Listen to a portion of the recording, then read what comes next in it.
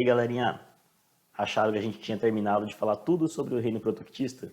Não, faltou ainda quem? Faltaram as algas.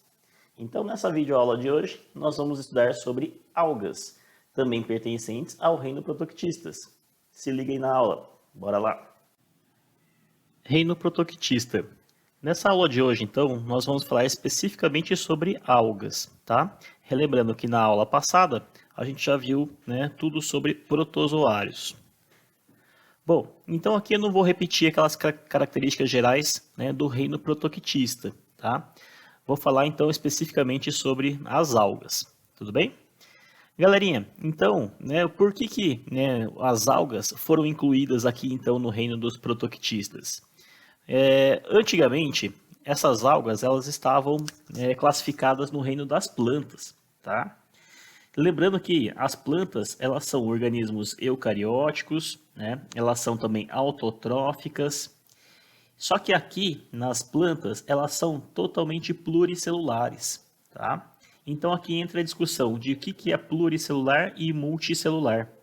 Pluricelular são aqueles organismos em que eles são formados por várias células, né, um conjunto de células, mas essas células elas se agrupam segundo as suas funções, formando tecidos diferentes.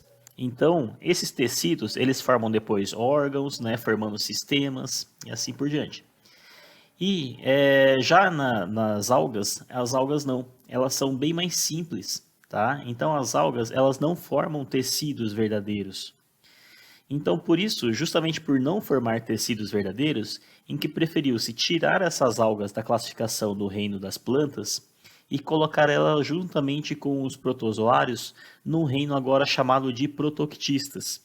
Então, nesse reino protoquistas, as algas elas são, né, organismos eucarióticos e autotróficos, assim como as plantas, só que aqui elas são multicelulares, tá? Inclusive os organismos mais simples, eles são até mesmo unicelulares. Então eles não são pluricelulares igual as plantas, formando tecidos verdadeiros e órgãos e sistemas, tá bom? Então por isso a reclassificação dessas algas para esse reino então dos protoquistas. Seguindo, aqui então características gerais agora para as algas, tá? As algas, elas são então eucariontes e são autotróficas. O que é ser autotrófico? É a capacidade de produzir o seu próprio alimento, ou seja, de sintetizar a matéria orgânica a partir da matéria inorgânica. Elas fazem isso por um processo chamado de fotossíntese, que vocês conhecem muito bem, tá? Absorvendo então para isso, né, a luminosidade, né, vinda, né, dos raios solares para fornecer energia, transformando água e gás carbônico em glicose mais oxigênio, certo? Elas são inclusive grandes produtores, né, de oxigênio atmosférico, que nós já vamos falar isso, né, mais um pouquinho adiante. Elas possuem pigmentos, tá? Que são responsáveis então por captar a luz, né? E transformar ela em energia para se fazer a fotossíntese. Nós temos uma grande variedade de pigmentos, né? Nas variedades de algas presentes, tá? E essas variedades de pigmentos, elas também proporcionam a essas plantas, a essas algas, né? Proporcionam a elas essa também variedade de cores, tá? Elas podem ser uni ou multicelulares, tá? As que são multicelulares, elas formam talos. E elas reproduzem-se tanto de forma assexuada quanto de forma sexuada, tá? Existem as duas formas. Nós vamos falar um pouquinho, né, dessa reprodução de algas um pouco mais para frente. Bom, essas algas aqui, elas são divididas em vários grupos, tá? Eu tinha montado antes essa aula e eu tinha colocado só com o nome de euglenas, né? Mas eu resolvi, falar assim, para não ficar, né, por não ficar, né, muito popular essas coisas assim, eu resolvi colocar o nome técnico, o nome do filo, tá? O filo, então, em que pertence, né, que está dividido o reino dos protoquistas em relação às algas, tá? Então, aqui é o filo Euglenophyta, tá? O exemplar, né, mais típico desse filo são as euglenas, tá? Que são algas. Essas algas, então, elas são algas unicelulares, tá? Elas têm, essas algas também podem ser chamadas de algas verdes, tá? Só que a gente não se refere muito a elas como algas verdes, porque nós temos um outro grupo que nós vamos estudar aqui também, que também possui a coloração verde, tá? Que nós também chamamos elas de algas verdes. Então, para não ficar, né, esse negócio, né, de nome popular muito vago para essas coisas, então vamos dar o nome correto. São as euglenas nesse caso aqui do filo Euglenophyta, tá? Como elas são verdes, possuem, lógico, a clorofila como pigmento, né, responsável por captar a luz para se fazer a fotossíntese. Elas vivem em ambientes aquáticos, tanto marinhos quanto de água doce, né? Nós temos muitos representantes delas de água doce aí, tá? Em ambientes com falta de luz, olha só a curiosidade, elas podem mudar o seu comportamento e ao invés de ser autotróficas, elas são agora heterotróficas. Ah, eu não tenho luz, então, né, para fazer a fotossíntese. Não tem problema, né? Então eles começam agora a comer a matéria orgânica presente no meio ambiente, tá? Para a produção de energia necessária para ela. Então elas deixam de ser autotróficas momentaneamente para se tornarem heterotróficas porque o meio ambiente em que elas estão não é propício para elas fazerem fotossíntese, certo? Essa é uma característica bem interessante delas. Vocês podem ter encontrado ela muitas vezes por aí em rios e lagos, quando tem uma proliferação descontrolada dessas euglenófitas, em que a água ela fica toda esverdeada. Né? Não estou falando de coberta por vegetação, estou falando da água mesmo, ela tem aquela coloração verde. Tá? É uma proliferação descontrolada de algas euglenófitas presentes naquela água, porque provavelmente o meio ambiente está totalmente desequilibrado. Tá?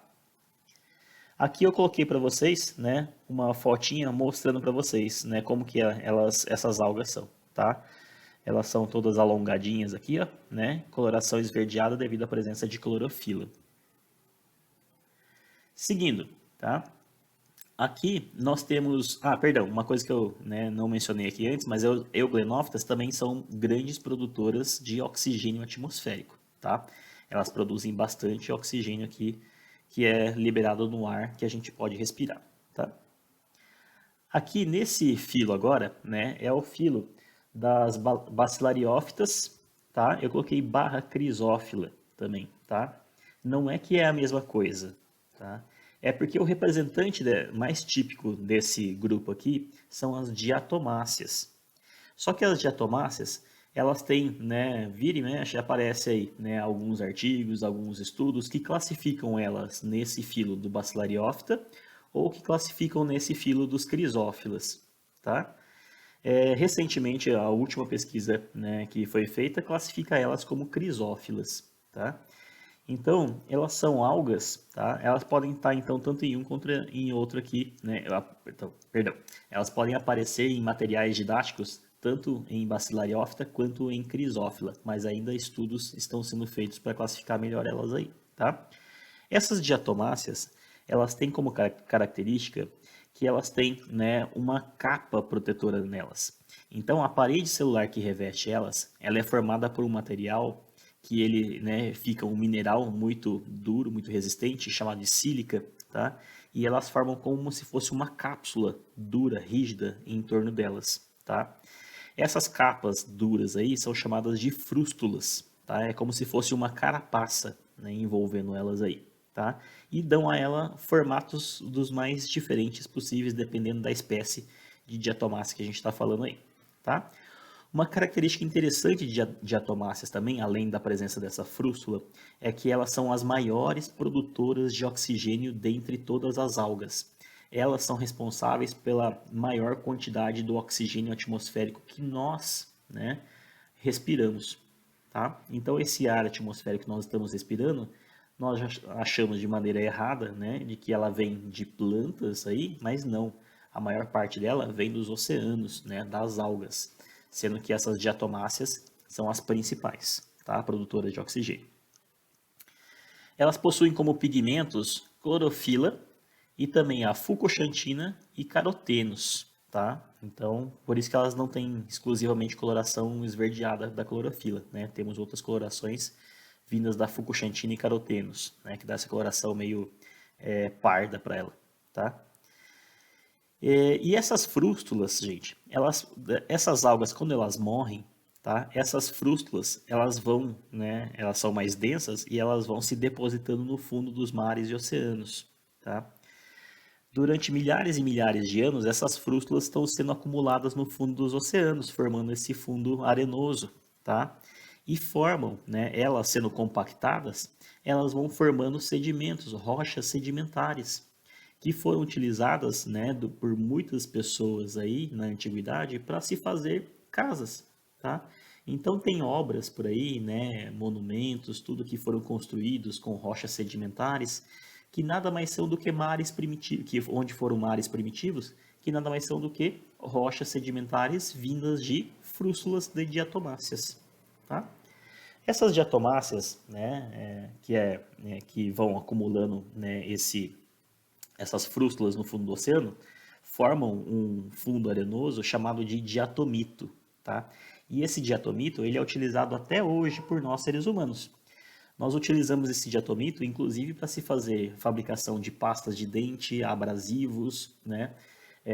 Construção civil ainda é utilizado, tá? Então tem muita utilidade ainda por nós, seres humanos, esse diatomito, que são formados por um conjunto de frústulas provenientes das diatomáceas, tá?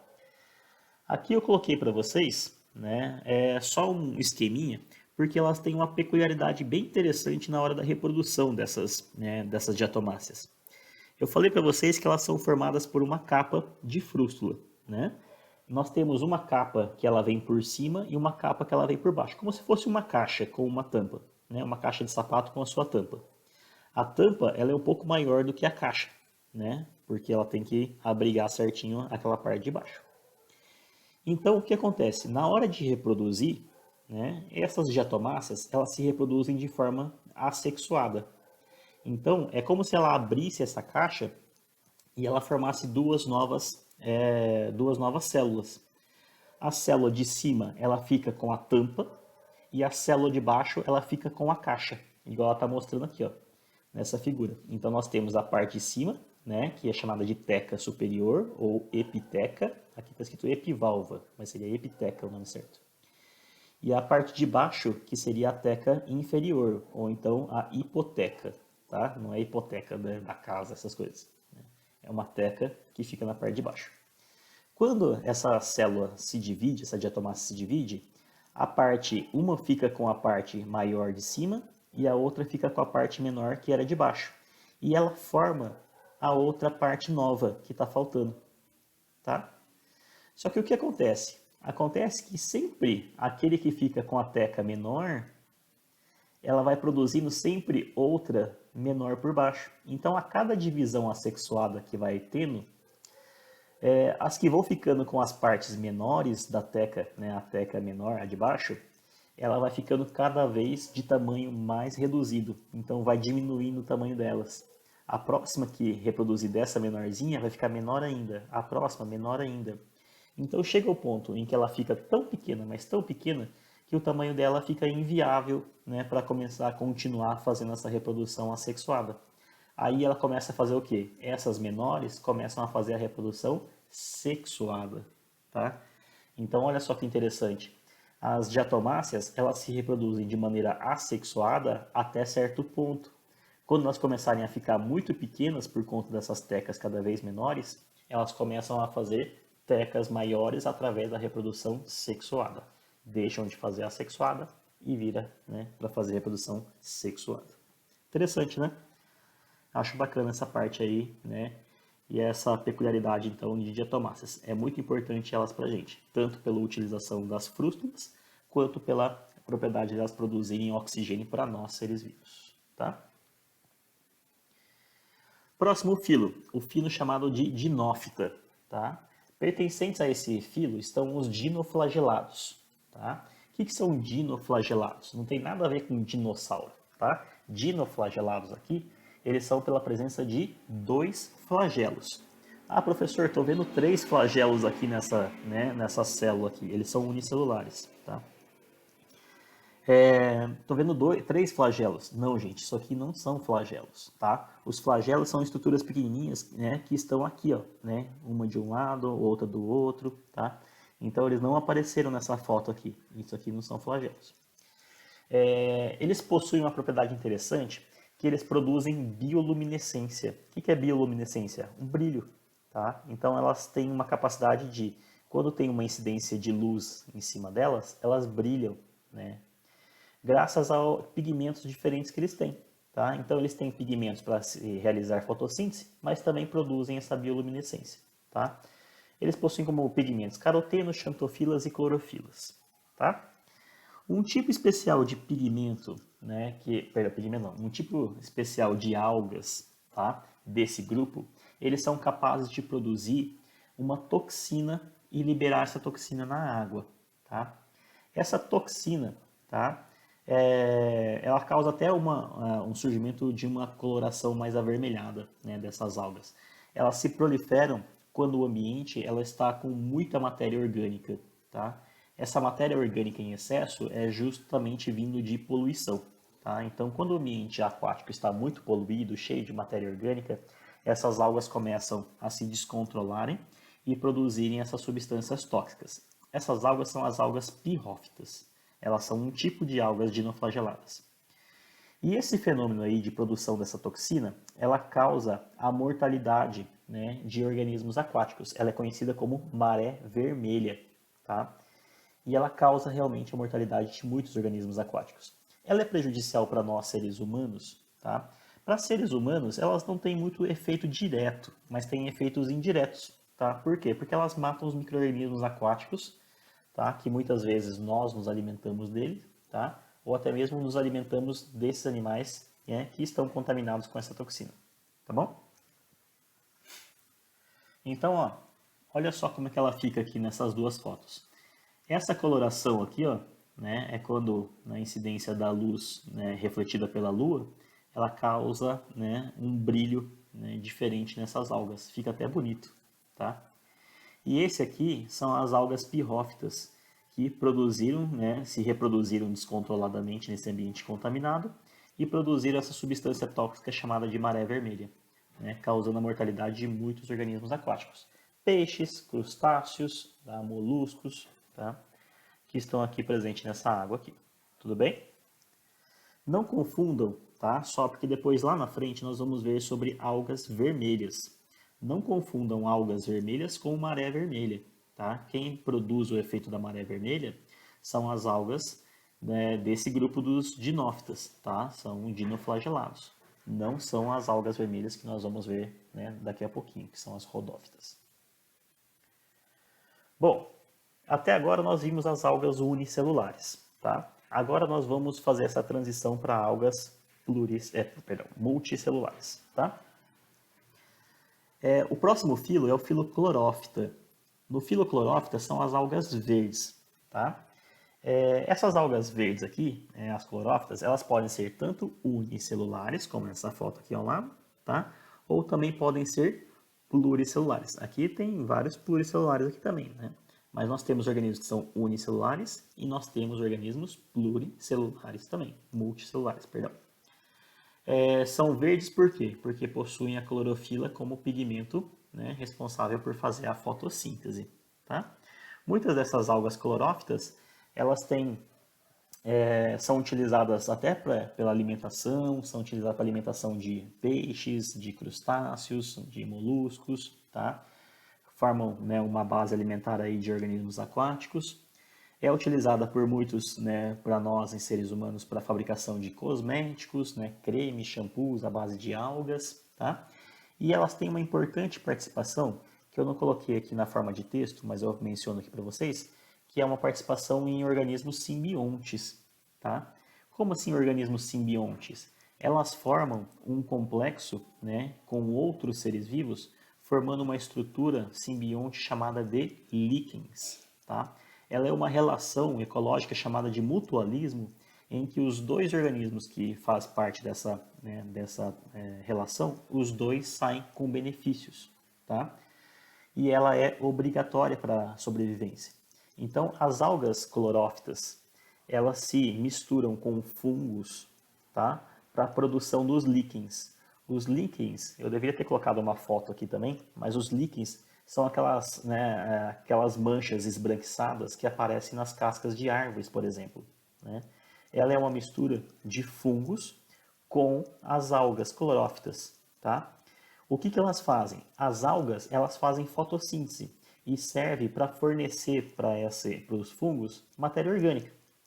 E os fungos, eles fornecem para essas algas sais minerais importantes para elas poderem fazer essa fotossíntese, tá? Então, um ajuda o outro de maneira mútua e os dois, essa relação, além de ser benéfica para os dois, é obrigatório, porque um não conseguiria viver sem a presença do outro, tá? Então, outra coisa importantíssima nesse grupo dos clorófitas é que elas também realizam o mutualismo formando líquens, tá bom? Outro grupo aqui, tá? Esse filo é o filo das algas pardas, tá? Chamada de feófitas. Em alguns locais também você pode encontrar escrito faeófitas, tá? Mas o mais certo é feófitas, tá? Essas algas, então, ela tem uma coloração parda por causa dos pigmentos que elas possuem, né? De fucoxantinas, carotenos e xantofilas, tá? Podem também ter clorofila, né? Com pigmentos para fotossíntese. Elas são multicelulares, todas elas, tá? E uma curiosidade é que essas algas, elas alcançam tamanhos gigantescos, tá? São as maiores algas presentes aí. Inclusive tem algas, né, dessas feófitas que elas chegam até a 100 metros de comprimento. Imagina o tamanho dessas algas. Elas se fixam no fundo rochoso de mares e oceanos e elas começam a crescer, igual está ilustrado aqui na figura ao lado, tá? Essas feófitas aí. Essas feófitas, elas formam os chamados de kelps, tá? O conjunto de feófitas forma uma floresta ali aquática, né? Conhecida como kelps. Um dos kelps mais conhecidos é o kelps do Mar de Sargassos, tá? Ela fica, né, esse Mar de Sargassos aqui, ela fica na região lá do Triângulo das Bermudas, tá? Então tá aqui ilustrado na figura aqui ao lado, no mapa, tá? Nessa regiãozinha aqui do Caribe, né, do Golfo ali, né, nos Estados Unidos ali, do México, tá? Do México não, perdão, dos Estados Unidos, do México fica aqui. Então aqui, ó, né, nessa região aqui, é uma região onde estão esses kelps do Mar de Sargassos, tá? Só por uma curiosidade, para quem assistiu aí o filme do Harry Potter, né, tem até um local no filme ali, né, acho que esqueci. É daquele que ele faz a competição lá, né, do Cálice de Fogo, eu acho, né? Que eles vão nadando, né, no oceano e eles têm ali, né, passam por meio dos kelps com as sereias para tentar resgatar os amigos deles. E toda aquela, né, floresta de algas presentes ali naquele mar, elas são os kelps, tá? Então, olha o tamanho, né, desses aí. Eles podem ser utilizados por nós, seres humanos, também para alimentação. Tem muitas comidas aí orientais, né, asiáticas, que eles utilizam essas algas como alimento, tá? Não estou falando daquela alga, né, verdinha lá que vocês comem junto com o sushi, que o pessoal chama de nori, né, ou nori. Aquilo lá é um outro tipo de alga, tá? Aquilo lá são algas vermelhas, né? Que pelo preparo lá acaba ficando uma coloração verde, mas né, não são, né, essas algas pardas, tá? Tudo bem? Elas também são utilizadas por seres vivos, por quê? Porque nesses locais, eles podem, né, os organismos aquáticos, eles podem se abrigar ali para se reproduzir, para se alimentar ou para se proteger. Desculpa a barulheira aí, é da rua que está passando carro aqui. Então, eles podem utilizar esses locais como lugar de abrigo para proteção de predadores, né, para refúgio para se reproduzir, né, ou também para procurar alimento. Tudo bem? Então é importantíssima essa região de kelps aí, tá? E o último grupo que a gente vai ver aqui dessas algas são as algas do filo Rhodophyta, tá? Que são as algas vermelhas. Essas algas são as algas que vivem em ambientes mais profundos, tá? Então, os locais mais profundos aí de oceanos e mares são onde nós encontramos essas algas vermelhas. Essa alga vermelha, elas também são multicelulares, tá? Essas algas vermelhas é por conta dos pigmentos que elas possuem, tá? Elas têm clorofila? Algumas até têm, mas elas têm bastante de ficocianina, ficoeritrina e carotenos, né? Que tem coloração avermelhada, tá? Por isso essa a cor que elas possuem. Por que elas possuem essa cor? Porque essa coloração é propícia para conseguir absorver somente aqueles raios luminosos que conseguem chegar até o fundo, né, dos oceanos. Então, lá no fundo do oceano, começa a chegar bem pouca luz, e não são todos os comprimentos de onda de luzes que conseguem penetrar até essa profundidade. Então, elas possuem esse pigmento justamente como uma forma de adaptação para que eles consigam absorver essa pouca quantidade de luz que chega até eles, para que eles consigam realizar a fotossíntese e produzir o seu próprio alimento. Tá? Essas algas vermelhas, essas sim são as algas utilizadas para alimentação, né, de fabricação desses noris, né, que vocês comem aí em restaurantes japoneses. Tudo bem?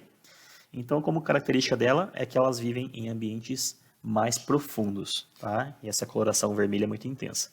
É essa que eu falei para vocês, não confundam alga vermelha com maré vermelha, tá? A maré vermelha são causadas por algas dinoflageladas, do tipo Pirrófitas, tá? E não por algas vermelhas do filo Rhodophyta. Tudo bem? Agora, em relação à reprodução, né, dessas algas. Como que essas algas se reproduzem? Talvez aqui as mais fáceis é essas reproduções assexuadas, né?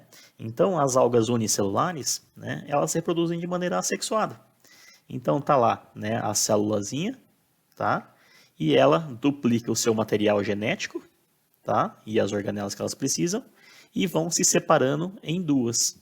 É aquela mesma divisão binária ou cisparidade que a gente viu em protozoários também, tá?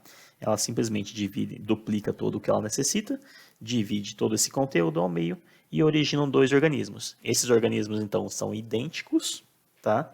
Não tem variação genética, por isso uma divisão assexuada, tá? Só que eles possuem uma outra forma de divisão assexuada também, né? Que é a divisão por esporulação. Assim como a gente viu também e falou que existem protozoários que também produzem esporos, tá? O que é esporulação?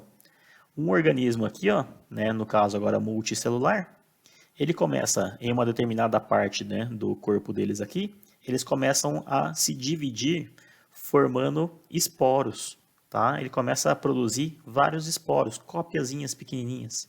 Esses esporos, eles se soltam então desse organismo e cada esporo desse, quando ele fixa num substrato, no fundo, né, de oceanos aí, eles começam a se desenvolver e formar novos indivíduos, tá?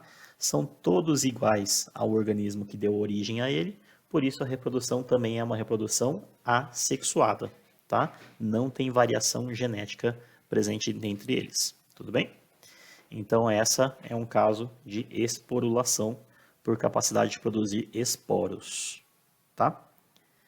Agora, minha gente, em relação à reprodução sexuada, tá?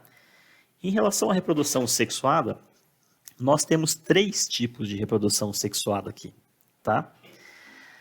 A primeira forma de reprodução é uma que a gente já viu também em protozoários, chamada de conjugação, tá? Só que aqui é um pouquinho diferente.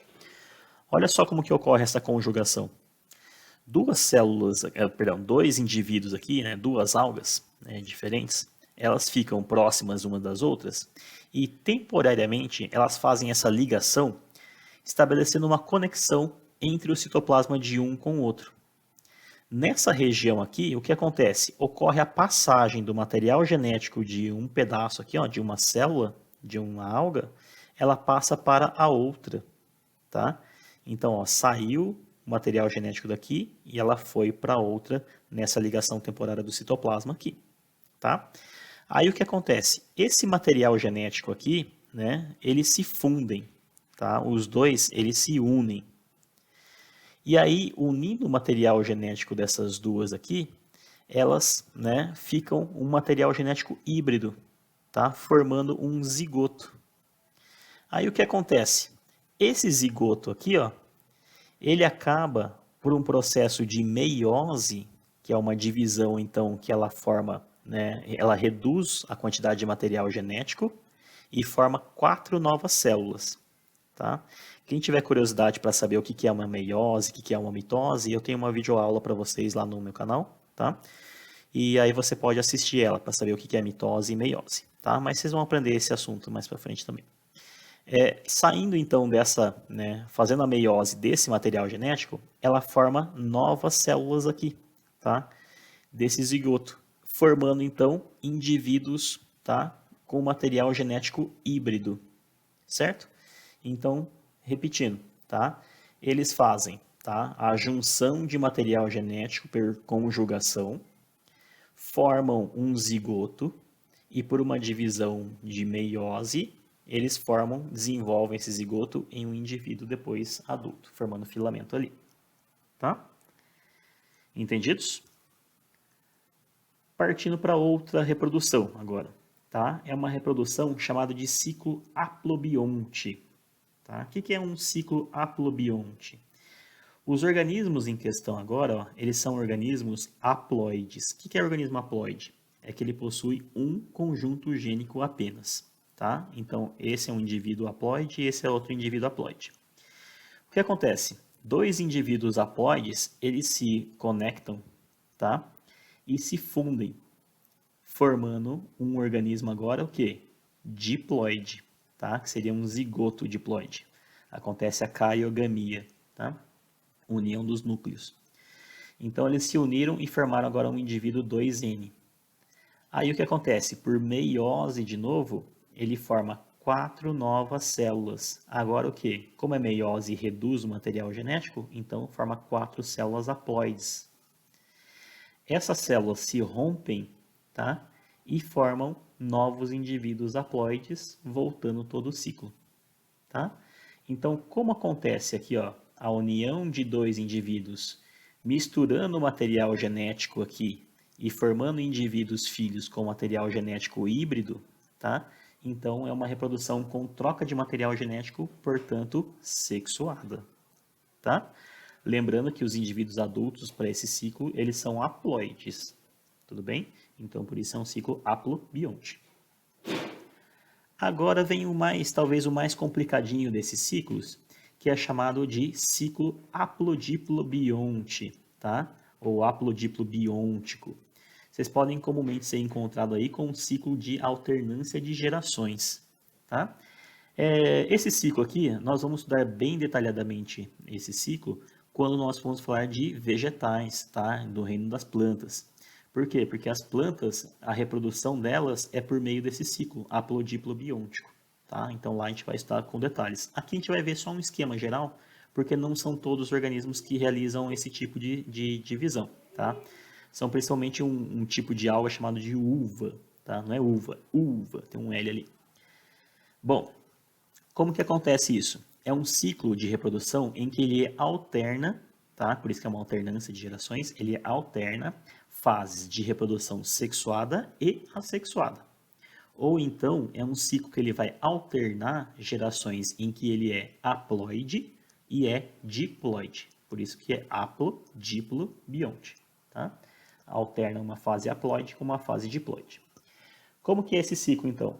Então olha só, um indivíduo adulto aqui, ó, tá? Ele é um indivíduo diploide. Ele começa a produzir esporos, tá? Essa fase de produção de esporos, ele origina então dois novos indivíduos aqui, ó. Esses indivíduos, eles produzem gametas. Esses gametas, eles se fundem, formando um zigoto. E esse zigoto dá origem a esse indivíduo adulto aqui. Depois, tá? Ele vai indivíduo jovem, depois vira e fica adulto e volta o ciclo. Ou seja, olha só como que é esse ciclo então. Ele partiu, né, de um indivíduo aqui, tá? E por meio de uma reprodução assexuada, ele produziu esporos, tá? Depois ele produziu indivíduos, né, que produziam gametas. E aí, gameta é reprodução o quê? Sexuada, que fundiu, virou zigoto e voltou ao ciclo, tá? Então ele alterna uma fase de esporos, reprodução assexuada, com uma fase de gametas, reprodução sexuada, tá? Na fase de esporos, tá? Ele é chamado de esporófito, porque produz esporos. E na fase de gameta, ele é chamada de gametófito, porque produz gametas. A fase de esporófito é a fase diploide. A fase de gametófito é a fase haploide, porque gametas são haploides, tá? Entendeu? Então, é um ciclo com alternância de gerações. Alterna uma fase assexuada e uma fase sexuada, ou então uma fase diploide e uma fase haploide, tá? Esporófito é assexuada, diploide. Gametófito é sexuada e haploide, tá bom? Mas não se preocupem, né, aqui, né, nessa reprodução do ciclo haplodiplo biôntico para algas, saibam somente isso, tá? Então, alterna uma fase sexuada, assexuada e sexuada, tá? Sendo ela diploide aqui e haploide aqui, tá bom? Bom, então essa era a parte desse conteúdo sobre algas que eu queria passar para vocês. É lógico que existem mais algas, tá? Mas o principal está aqui listado. Tudo bem? Aqui, lógico que estou terminando essas aulas sempre com um quadrinho, mas é um quadrinho informativo para vocês, tá? Por quê? Porque muito se fala sobre a floresta amazônica ser o pulmão do mundo, tá? Ela é realmente o pulmão do mundo ou não? Galerinha, a parte dos vegetais terrestres, elas são responsáveis por mais ou menos cerca de 20% do oxigênio atmosférico que nós respiramos, sendo que 80% do oxigênio atmosférico que nós respiramos, ela é proveniente dos mares e oceanos, fruto de fotossíntese das algas, tá? Então, se a gente fosse considerar quem é realmente o pulmão do mundo por produção de oxigênio, seria os mares e oceanos e não a floresta amazônica. A floresta amazônica produz bastante oxigênio? Produz. Mas ao mesmo passo que ela produz bastante, ela também consome bastante, tá? Porque lembre-se que todos esses vegetais também fazem a respiração celular. Então eles precisam de oxigênio para fazer a respiração. Então eles produzem bastante, mas consomem bastante, tá? Já as algas têm uma produção muito maior do que o consumo. Por isso que a maior parte do oxigênio disponível no ar é proveniente do que sobra da fotossíntese das algas. Tudo bem? Então, se alguém falar para vocês que a floresta amazônica é o pulmão do mundo, tá? Saibam que não está totalmente correto isso, tá? Que a maior parte do oxigênio produzido é proveniente de mares e oceanos. Galerinha, espero que vocês tenham entendido essa aula, tá? Próxima aula, entramos aí no grupo dos fungos, tá? No reino fungi. Mas isso é tema para a próxima aula. Forte abraço para vocês e espero vocês lá. Até!